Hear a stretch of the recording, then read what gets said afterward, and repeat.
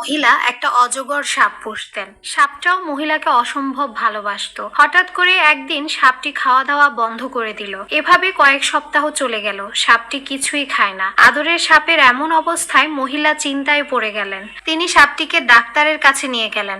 Doctor সব কথা শুনে জিজ্ঞাসা করলেন, সাপটা কি রাতে আপনার সাথে ঘুমায়? মহিলা বলল, হ্যাঁ। ডাক্তার আবার জিজ্ঞাসা করলো, সাপটা কি আপনাকে পেঁচিয়ে ধরে ঘুমায়? মহিলা বলল, হ্যাঁ। তখন ডাক্তার বললেন, ম্যাডাম, সাপটি আপনাকে জড়িয়ে এবং চারপাশ থেকে পেঁচিয়ে ধরে কারণ এটা আপনার মাপ নিচ্ছে আপনাকে আক্রমণ করার জন্য। আর হ্যাঁ, সে খাওয়া দাওয়া বন্ধ করেছে সাপটির পেট খালি করতে, যাতে সহজেই আপনাকে হজম করতে পারে। এই গল্পের মাধ্যমে আমরা শিখতে পারি, আপনার চারপাশে হয়তো এমন অনেকেই আছে যাদের আপনি কাছের মানুষ ভাবেন, যাদের দেখে মনে হয় আপনাকে তারা অসম্ভব ভালোবাসেন, কিন্তু আপনি জানেন না আপনার ক্ষতি এদের প্রধান উদ্দেশ্য। আমাদের সমাজে এখন এমন সাপের অভাব নেই।